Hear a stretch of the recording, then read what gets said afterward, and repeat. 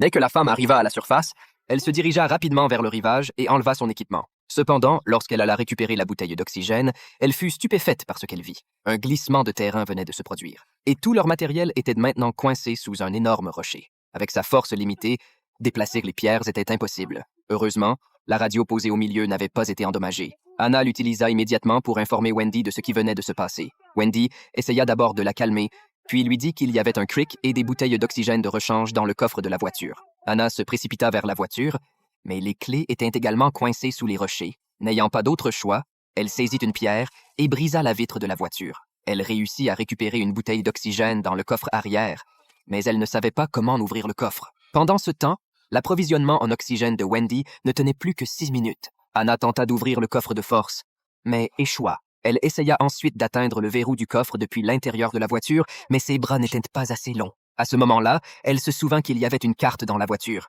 La carte montrait qu'il y avait une maison à proximité. Elle décida d'abord de livrer la bouteille d'oxygène à Wendy. Juste à ce moment-là, un avion vola au-dessus d'elle. Anna agita frénétiquement les bras en signe de détresse, mais l'avion sembla ne pas la voir. Cependant, un instant plus tard, l'avion fit demi-tour et revint. Elle saisit rapidement une fusée de signalisation et l'agita vers l'avion, mais il disparut à nouveau de son champ de vision.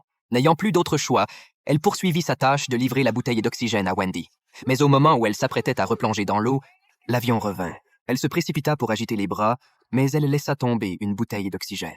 Cette fois, l'avion sembla la remarquer et commença à se diriger vers elle.